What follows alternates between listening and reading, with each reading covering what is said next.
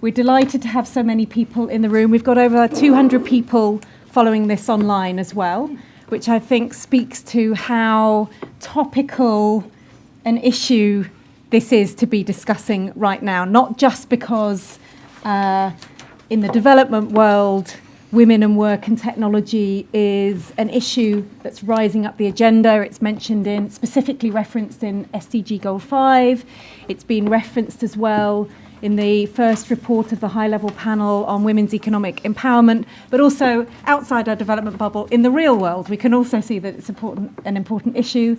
And then inside our very small ODI bubble, it's a very important topic for us, not least because we're launching a report that Abigail has co-authored today, and we've got another of the, I'll introduce you later to someone else in the team who contributed to the report as well. But without further ado, then let's start our panel discussion on how technology's changing women's working lives. So just to quickly introduce myself, I'm Elizabeth Stewart. I head the programme here at ODI on poverty, growth and inequality. And it's within my programme that the women's economic empowerment work is being led from. We are delighted to be joined. First of all, I'll introduce Ethel Kofi, who's online. You can all see her online. So Ethel's joining us from Accra in Ghana. And Ethel's the founder of Women in Tech Africa. Good morning, Ethel. Thank you so much for joining us. Let me turn next to Monica Rayner, who's the project director at SEWA, based in Ahmedabad in India. So SEWA is the Self-Employed Women's Association. Delighted to have you join us, and you've pretty much just got off the plane, haven't you? So even more delighted. And then to my right is Chidi King. Chidi is Director of the Equality Department at the ITUC, the International Trade Union Confederation. And Chidi's also Deputy to the ITUC's representative on the high-level panel as well. So equally delighted that you can join us this morning, Chidi. And then last but very much not least, Abigail Hunt, my colleague. Abigail's a senior researcher here, and as she will tell you, has been the lead author of the report that we're launching this morning. I'd like to encourage you all to tweet this. You can see the hashtag up there, #WomenTechWork. And to the online audience, please do send in your questions. I've got the iPad here, and I will try to be equal and take questions both from within the room and for everybody watching this online as well. So let me, rather than do a kind of series of presentations, I'm going to ask the panelists questions. We want this to feel a little bit discursive as well, and again, hopefully, we'll carry that on into the Q&A session. So Ethel, just a little bit more about Ethel. So she's a CEO and founder of Edel Technology Consulting. She's also the founder of Women in Tech Africa, which is Africa's largest women in tech group, and it's got members from over 30 countries. So I think bringing very rich wealth of experience into this conversation. So Ethel, I mean, it's a simple first question. How is ITC changing women's working lives in the developing world at the moment from your experience? Thank you. I think it's that we can start with sort of the very low-hanging fruit, the type of things that are essentially really pushed by the development organizations, those things around health and agriculture are very high up there because these are things that are heavily funded. I, in the past lifetime, worked with a Gates-funded project, which was mHealth, which is providing sort of health solutions to pregnant mothers. So there's quite a lot of that. That's really changing how women interact with health information. In terms of agriculture, there's quite a large number of these sort of funded agricultural projects. So being able to, women farmers being able to find out weather forecasts, being able to find out how much their produce costs on the market so that they don't get stiffed by the middlemen, things like that. So I think there's a wide range of things. I mean, but I think especially with rural women, agriculture and health has become the mainstay because they're heavily funded. And then if you come more into the cities and the urban areas, and then you can look at women like me who are more efficient with businesses, more women entrepreneurs using, especially in the e-commerce space, not e-commerce in full, but using Facebook, WhatsApp, and the likes to be able to sell products and clothes and products and shoes and that sort of thing. So I suppose it's wide reaching, but yeah, depending on where you sit in terms of the spectrum, there are different ways that IT, especially mobile, if we're talking about Africa, is supporting women and changing women's lives. What do you see being the main challenges then in expanding? So from what you've said, there's not necessarily a relatively good coverage, but some engagement or some interaction around health and agriculture. But what are the challenges in expanding this into other sectors? Are we kind of stuck in a digital divide, or is there a way around that? Well, okay, before you sort of address that, you've got to think about it in go back and think of women and the rights of ownership, especially sort of out of the urban areas, right? So if you want to expand and see how much more technology helps, then women need to be able to own, for instance, a mobile phone. So in some of the places where we've worked, in some villages, there may be one mobile phone per household, but that's owned by the man. Now, if you're going to see more impact for women in technology, then the rights of ownership and the economic rights that enable them to own, a mobile phone or pay for internet or even pay for, SMS or USSD, that's the first step in expanding access of women's access to technology. And can I ask you, is that starting to happen? So are you starting to see a normative shift whereby it's becoming accepted that women will want to own their own phone, or do you think that's a sort of barrier, the next barrier that needs to be overcome? With all these things, you can say there's progress, but we're not where we need to be. I think there hasn't. From 4 years ago when we did this Gates-funded project, I don't necessarily see a huge fundamental shift. I think that, especially the development partners, when they come in to work with the women, work with what is available.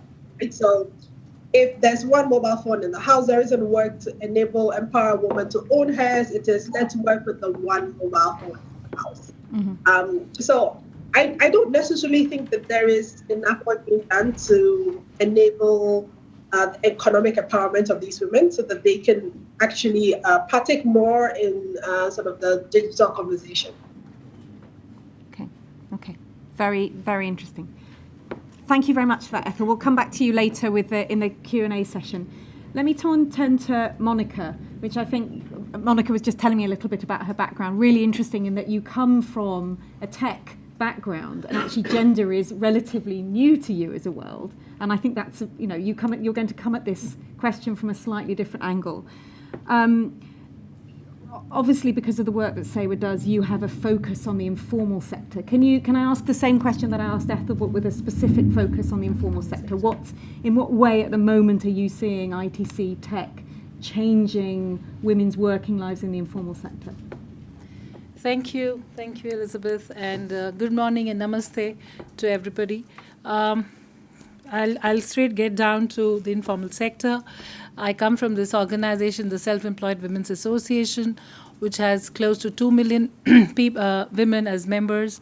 We work in India and several countries in South Asia and Southeast Asia. Coming to the technology piece, which we talk about right now. These women, who are the women we're talking about? These are the women who are street vendors, working from their homes, hawkers, construction site workers, agricultural laborers, small and marginalized farmers, artisans, producers. So we these are the kind of women who are our members, who constitute the informal sector, which is like 86 to 92%, and the the women in it. And so, what is the kind of technology they're looking for? And here when we look at when we talk about, of course, IT and ICT is there, but we look at technology from, a table or a chair could be a technology if it helped her to become more efficient or to reduce her drudgery. A fan for a hawker of old clothes. If she would get an iron and she would wash the old clothes and iron it, she could probably sell it for a bigger price, because these women, and as these are the member who's there on our on the UN high level panel, Reina Najhabwala, says that reaching out to these women, it's extremely resource intensive. It needs both people and funds, and they are very vulnerable. Oftentimes, they're working in more than one trade. So, for the last 20 years or so, we have looked at digital, ICT, even not very conventional forms, even things like community radio. And what we see in, like for example, if I talk about the digital financial inclusion, what we saw was that where we have the bank sathis, the women who go, door to door, taking the deposits from the members or giving them the credit. And we saw that when they got an app on a tablet or on their smartphone, initially, of course, there was a little bit, worry, how will they use it? But what we found very interestingly that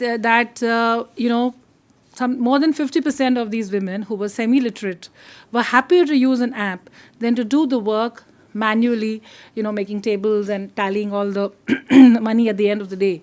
That's because the app or the technology was able to free up time for them, that they could reach out to more women, offer them better services, create more awareness, financial literacy. Similarly, also when the members themselves, they come and say they use a cash deposit machine, they feel, there's more transparency. It's easier. They get an SMS to tell them so much money has been deposited. So these kind of examples, we have a value chain for agro-based products, and the women, we source it from the marginalized farmers. We do the value addition and sell it back into the community. And it's the same thing. They use a very simple phone, and in which they get these options, and then they can check how much stock is there, what is the kind of orders. So with all these examples, while there's still a long way to go, what we have seen is that women are very open when it comes to especially either improving or improving their efficiency, helping them move up the value chain, just not being the bottom of the pyramid, helping them to gain a bigger pie of the whether it's the income part or whether it is the work, getting more people into it. And very interestingly, the last 5 or maybe 3 years, we've been doing this project with young girls, because today in Seva or... It's a young yeah. group. So I was just coming to... So this could be anything from 12, 13 onwards to 17, 18 sometimes.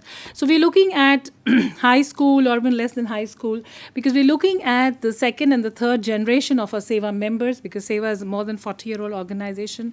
And for them, what is relevant? And even our members today say that what is in it for our children? How is it that they get more relevant when we talk of the informal sector? So we have been doing a project where, because when we did some interesting studies, and which came out that for example, a smartphone, while women may have, or the girls may have access to these smartphones, maybe 90% of the time, but they don't own it. The family would rather invest in a smartphone for the boys, for the sons, and when it comes to the daughters, it's another story. And similarly, or she wants to use the internet, she wants to have a Facebook page, but she doesn't know who to go to. How is that going to help her? So those are the kind of things that, and then in that we realize that, again, it's the same old thing, that she needs to be literate in a particular way. She needs to be guided and counseled and skilled, and then she can go on.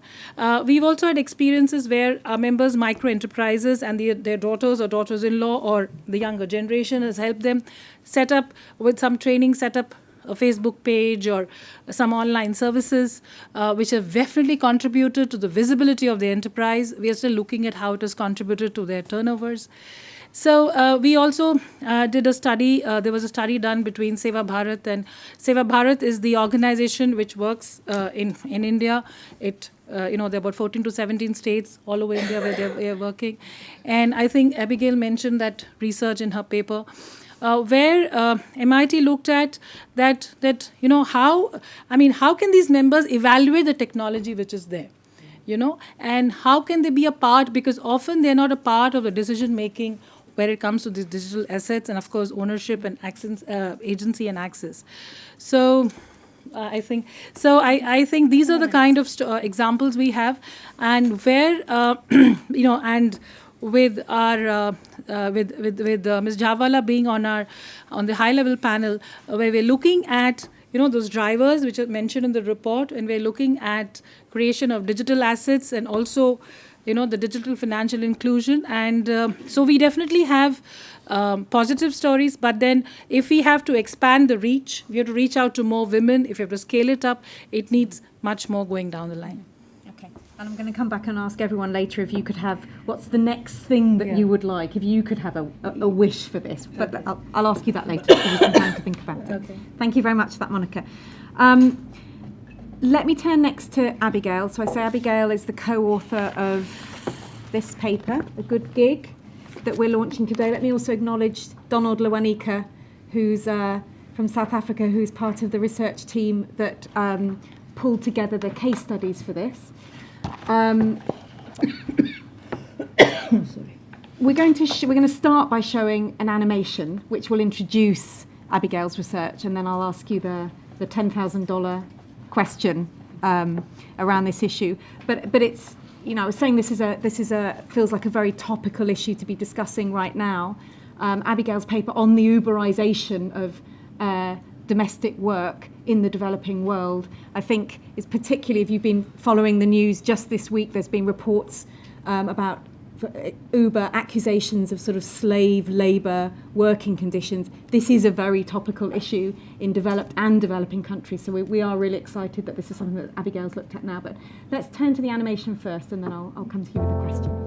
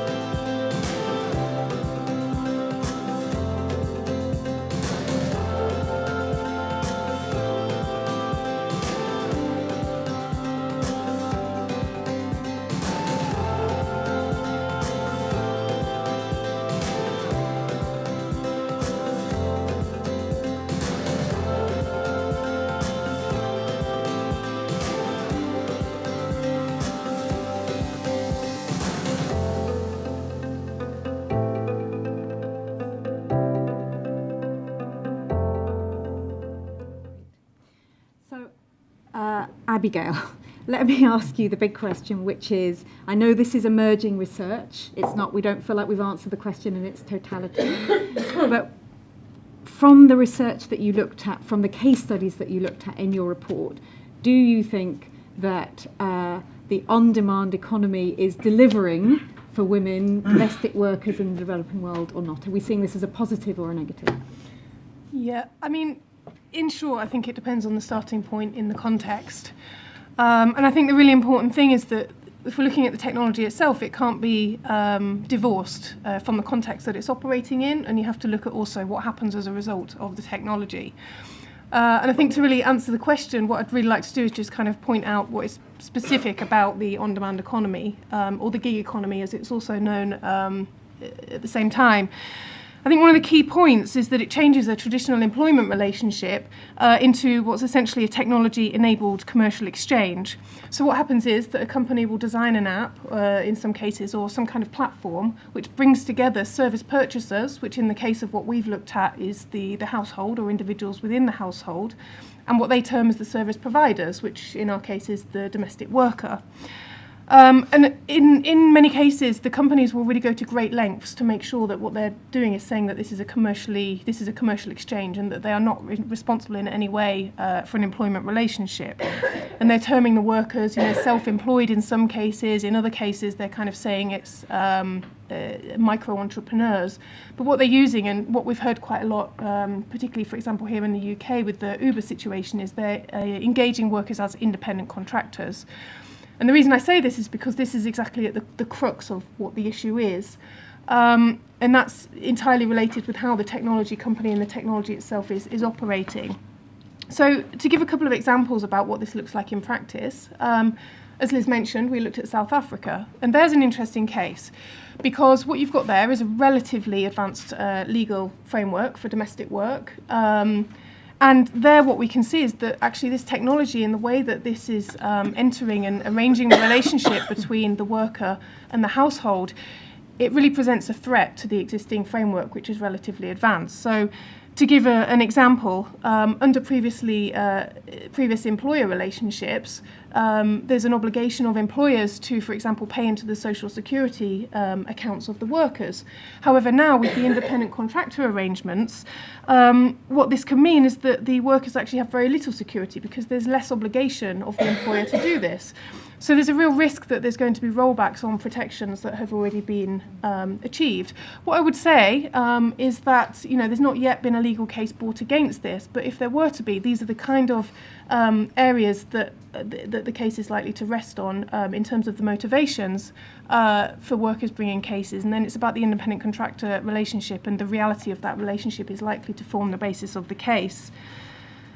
I think, on the other hand, the technology has great potential. And one of the things that we really wanted to do in the research is actually look and see, to what extent is this providing benefits to workers, bearing in mind that the domestic worker sector is highly unregulated and highly informal in many cases, very poor working conditions actually, given that that's the starting point in some contexts. What change is the technology bringing? And indeed, the interviews with domestic workers did reveal that there's some promise. So, for example, some of them said that for the first time they were able to track, through the app, they were able to track the time that they'd spent working, and very quickly after they'd finished working for that time slot, were able to see how much they'd earned for it and have a record of that somewhere. And that's the technology that's been able to allow to enable that. Another kind of example is, again, from South Africa, let me say, traditionally, what might happen for the recruitment of domestic workers is it might be done through networks, or it might be done, for example, through workers having to go door to door, and actually be knocking on doors and trying to find work. And this is highly challenging and takes a lot of time and etc. And there's a huge barrier sometimes to women being able to find work. But what some of the workers said was that actually it facilitates them being able to find work. It facilitates them being able to access economic opportunities because they can go on the app, they can say their availability, and then it's done through there. So particularly in the case, for example, of migrant workers, whether it's from rural to urban areas or whether it's from different countries who might not, for example, have these kind of networks in place, they said that that's a help to facilitate their access to economic opportunity. So, on the other hand, we can say that there are some glimmers of hope, we can say. But if I might just add one more point, I think it's as important to look at what's not changing, some of the underlying challenges, in terms of the underlying challenges, but how the technology is changing women's experiences of them. And if I just give the example of discrimination, within the sector there's a lot of discrimination, whether it's around the age of workers that people might want to take on, or around, for example, race or ethnicity. The use of the platform, and as we saw in the animation, the use of profiles that households can use to select workers essentially can maintain a lot of the same discriminations and power relationships between households and workers. It's just bringing them into a new way of operating. And just on one last point, for example, we've picked up on the way that the platforms will enable the purchaser and the worker to agree before the exchange takes place on what tasks will be done, whether it's, for example, cleaning and ironing, for the sake of example. Then when the worker gets to the house, what they find is that actually they're being asked to do a huge amount more than was actually agreed and paid for, and in the same time slot, because they have to get to another appointment. So actually this is leading to quite an exploitative situation, because the workers are then rated after the work by the person who's paid for the services, and they feel that they would have to do the work, because if they don't, they're going to get a bad rating, which would hinder their future economic opportunities. So again, we can say that it's a similar kind of exploitation that we might be seeing in terms of how the workers are treated, but it's being moved on to quite different ways of experiencing it as a result of the platform. Really interesting, and really interesting to hear that it is a mixed. I mean, it is genuinely a mixed picture. So there are positives and negatives, and then maybe we'll come back to it in the later discussion about what it is at the regulatory level, at the level of the app developers, what it is that needs to change to make this, to turn it into, sort of maximise the positive potential of this and dial down the negatives and the potential exploitative elements of this. So let me turn to Chidi to ask. Clearly, you're approaching this issue from the perspective of union members. I mean, from what you've heard from Ethel and Monica and from Abigail, does this chime with what you're hearing? That the sort of the emerging trends in the intersection of tech and women in the working world in developing countries. Does this? Are you seeing something else? Are you seeing a different picture? And what do you think? What do you think are the potential positives in this? What would you like to see change to do that thing I was just talking about, to switch this into a positive? Sure. I mean, I think the previous panelists, and hello everybody, maybe I should introduce myself before launching straight into the reply, but as already explained, my name is Chidi King. I come from the International Trade Union Confederation, which is a global organization that represents trade union national centers pretty much all over the world. So here in the UK, of course, the Trade Union Congress would be one of our members. And I'm sure we're not very popular this morning, given the continuing, disruption to people's travel. Thank you very much. So you're riding on your bike and supportive, yeah.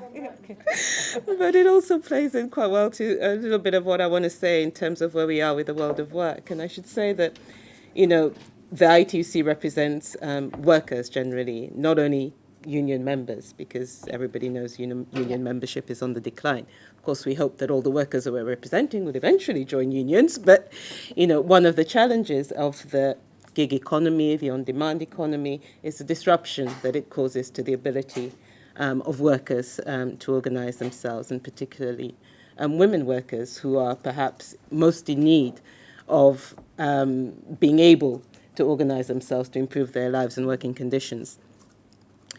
If I want to take the approach, maybe if I can pick up from where Abigail left off and looking at where the potential benefits and the potential pitfalls may be. And I think the domestic work sector does offer, a good window into that. Of course, technology itself can offer huge benefits. There are barriers that need to be overcome. They've been spoken about already. For example, the gender digital gap, the digital gap between countries as well. All of those are crucial gaps that need to be filled if technology is really going to improve and better people's lives. But it's not really the technology that is the problem when it comes to the pitfalls. It's really the business model that is applied to some of these platforms. that is the problem. So the very benefits that Abigail talked about, of course, being able to track your wages, being able to track, the amount of hours worked and link that up to your wages, these are clearly benefits of technology that, we would want to see women, domestic workers, if I can continue to use that example, have access to. But, as Abigail again said, the domestic work sector is already a very informal sector. And in fact, it's extending informality throughout the care sector, because this is becoming increasingly the model of care, not just in developing countries where there's not really a huge formal care sector as such, but we're seeing it expanding beyond to industrialized countries now. And if you're looking really at a sector which is already hugely informal and adding an additional layer of informality onto it, so removing again the proximity of an employment relationship, so saying, well, it's hard enough for you to win your rights, if you like, even where there's an identifiable employment relationship. It's saying, well, you're moving to one where there is no employment relationship. It's not, if you want to compare it, that dissimilar to the use of zero-hour contracts here in the UK, for example. It's keeping people, I guess, waiting and hoping in expectation for the chance to work. So I think there needs to be some measurement as well as to how available work is, and in the use of these digital platforms. But that disruption of an employment relationship, as Abigail mentioned, also means that access to social protection becomes an issue, including for women, access to maternity protection and benefits. The pensions gap, which is already a huge issue, will only widen and grow. It raises questions as to how you protect workers in terms of an occupational health and safety point of view. It raises questions about labour inspection, again, in the domestic work sector. This is a particularly problematic issue already. But when, again, you're saying there's no employment relationship and therefore no identifiable obligation on an employer to maintain a safe and healthy working environment, how do you do that in the context of the on-demand economy? So yes, lots of, benefits that technology can bring in terms of, empowering women to have better control over their income, over their wages. But I think the business model that comes along with the current on-demand platforms is particularly problematic. We've seen moves against Uber already in, industrialized countries, where courts have ruled, that Uber workers are actually not independent contractors. They are employers of employees, rather, of Uber. But those will undoubtedly be challenged, quite possibly reversed. It will be ongoing, for a while. But in the meantime, it does leave those workers in very uncertain situations, and means that they do face fairly uncertain futures, because the impacts of all of these, of course, will be, or the full impacts of all of these will be revealed sometime down in the future. And just very briefly, the now. likelihood of a positive regulatory response to this in developing countries? Well, I think the likelihood, it's complicated. Okay. Let's leave it there for the moment. Then it's complicated. Thank you so much for that, Chidi. So before I open this up to questions, and please do, I have zero questions from the online audience yet, so please do send them in. Can I turn first to Mike Bird from WeGo, the collective, the NGO WeGo, Women in Informal Employment, Globalising and Organising. Mike's the operations director, and he's just going to give us a sort of response, also based on some research that I know that you've done as well. Can we get, is there a mic? There we are. Here's one that was prepared earlier. Great. Thanks, Liz. A couple of thoughts I had. I mean, one on Chidi's point about how it is that things actually are put into place. And one thing that the technology doesn't change is the power dynamic. So it can be an opportunity to implement something like a convention on decent domestic work, which exists. In 2011, Convention 189 was passed at the International Labour Conference. It wouldn't have been passed had there not been an international domestic workers network, which was pushing for a convention. That network has since federated. It's become the newest, the most recent international union federation, the International Domestic Workers Federation. It's the first ever international union federation that's led by women, and it bucks the trend of the de-unionization that Chidi mentioned. And the Self-Employed Women's Association say we are poor, but we are many. And the one chance you've got of responding and of challenging and of turning the use of the technology to a positive possibility is by being organised. Right. So it's a sort of analogue response in a way, but looking with a new face to a digital problem. Absolutely, because the technology does nothing to shift the power balance. That can only be shifted by people.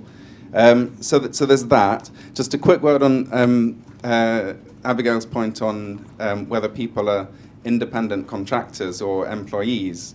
The International Conference of Labour Statisticians met a week ago in Geneva, and there is now a new category of status in employment, which is dependent contractors.